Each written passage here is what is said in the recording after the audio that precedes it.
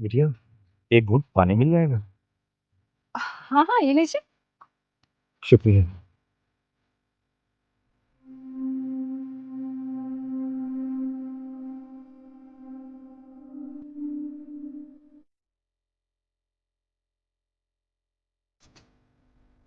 एक घूंट और पी लूं?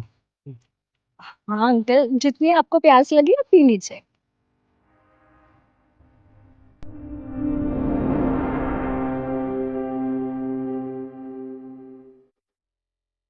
बहुत बहुत धन्यवाद बिटिया। अरे इसमें धन्यवाद की कौन सी बात है, पानी तो था बस। आप बहुत अच्छी हो बिटिया।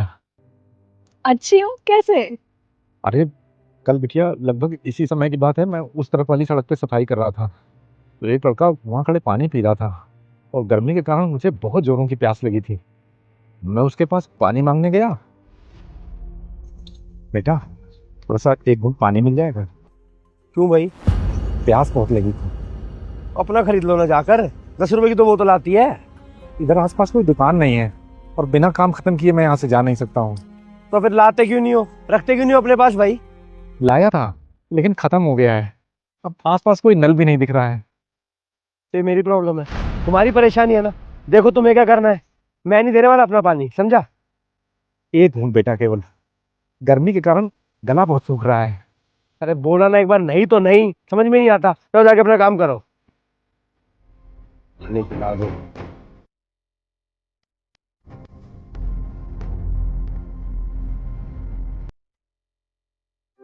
एक घूंट पानी नहीं दिया उसने मुझे। आज फिर मेरा पानी खत्म हो गया। अब गर्मी है कि प्यास बार बार लगती है। बहुत देर से मेरा गला सूख रहा था, लेकिन वो कल वाली बात मेरे दिमाग में थी, तो मेरी हिम्मत नहीं पड़ रही थी आपसे पानी मांगने की। लेकिन अब इतनी जोरों की प्यास लगी थी कि मन नहीं माना और आपके पास आना पड़ा। आपने बिल्कुल सही किया अंकल। और हाँ, कुछ लोग ऐसे होते हैं जो किसी को एक घूंट पानी भी नहीं पिला सकते, पर हर कोई ऐसा नहीं होता है। और हमारे शास्त्रों में भी तो लिखा हुआ है ना कि किसी की प्यास बुझाना सबसे बड़े पुण्य का काम है। सही कहा बिटिया तुमने। वैसे आप यहाँ सफाई का काम करते हो क्या? हाँ बेटा, इस पूरी सड़क पे। पर आप इतनी दोपहर में क्यों काम कर रहे हो? सुबह या शाम में भी तो कर ही सकते हो आप। सुबह और शाम को बेटा दूसरे लोग साफ करते हैं। असल में ये सड़क दिन में 3 बार साफ की जाती है, तो मेरी बारी दोपहर को आती है। तो बड़ा मुश्किल का काम है अंकल। अब कैसा भी हो बेटा, कितनी भी मुश्किल हो, काम तो काम है ना। और फिर इसी काम की वजह से मेरे घर का चूल्हा जलता है।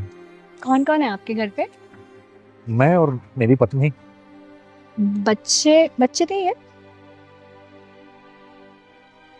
है एक बेटा। अच्छा, कहीं बाहर रहता है क्या वो? अमेरिका में रहता है। पढ़ाई करता है? नौकरी करता है वहां पर, लेकिन अब वो हम लोगों से बात नहीं करता है। बात करना बंद कर दिया, पर किस वजह से? पता नहीं, शायद हम लोगों की जिम्मेदारी नहीं उठाना चाहता होगा। पर अंकल वो अपने माँ बाप को ऐसे कैसे छोड़ सकता है? क्या पता बेटा, उसकी पढ़ाई के लिए मैंने और उसकी माँ ने बहुत मुश्किलें उठाई हैं। मैं ये सफाई का काम करता था और उसकी माँ लोगों के घरों में झाड़ू पोछा चौका बर्तन साफ सफाई करती थी। जब हम लोगों ने ये सुना कि उसकी अमेरिका में नौकरी लग गई है, तब हम बहुत खुश हुए थे कि चलो, अब हमारे संघर्ष भरे दिन, दुख भरे दिन अब खत्म हो गए। अब बेटा कमाने लगेगा तो हम लोगों की जिम्मेदारी भी उठाएगा। लेकिन अमेरिका जाकर तो वो हम लोगों को भूल ही गया है। लेकिन मैं उसे दोष नहीं दूंगा बेटा। अब अमेरिका में बड़ी नौकरी करता है, बड़े लोगों के साथ रहता है, बड़े लोगों में उठना बैठना है। शायद हम लोगों को माँ बाप कहने में उसे शर्म आने लगी होगी। और मैं ये भी समझ सकता हूँ कि उसकी आमदनी है, उसकी कमाई है, वो भला हम लोगों के साथ क्यों बांटे। लेकिन दुख है तो बस इस बात का कि अरे ज्यादा ना सही, लेकिन महीने में कम से कम एक बार फोन तो करना चाहिए ना उसे। हमारा तो ले दे के वही एक है।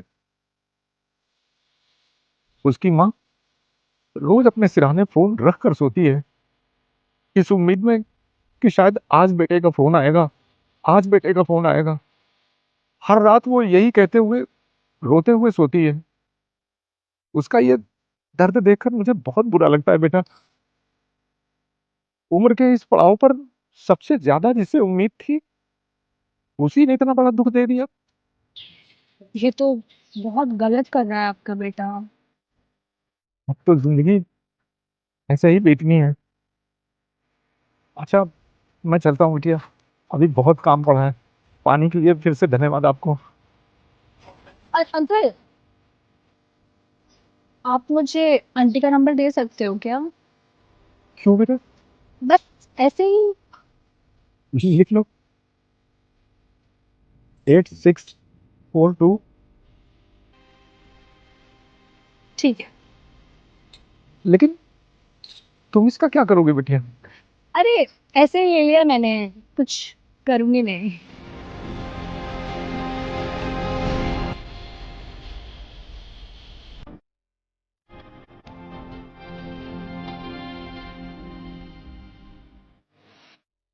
10 बज गए।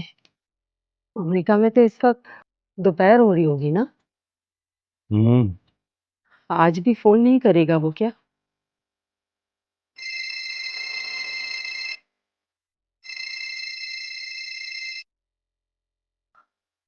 हेलो।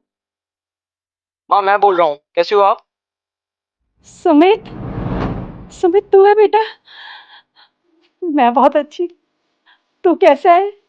बहुत अच्छा हूँ। अपने सुमित का फोन है। पर तेरी आवाज को क्या हुआ बेटा? बहुत अजीब सी आ रही है। हाँ माँ, वो नेटवर्क की वजह से थोड़ी दिक्कत हो रही है। अच्छा सुनो ना माँ, मैं थोड़ा बिजी हूँ, कल से इसी वक्त पे आपको कॉल करूंगा। हाँ हाँ, ठीक है बेटा, ठीक। अपना ध्यान रखना। ठीक है माँ, मैं कल कॉल करता हूँ, अपना ध्यान रखना।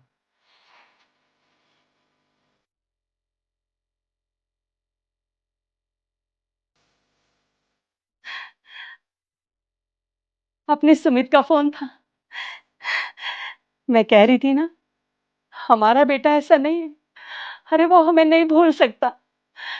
कह रहा था कि काम बहुत था, बस इसी वजह से फोन नहीं कर पाया। लेकिन अब से रोज इसी वक्त फोन करेगा हमें।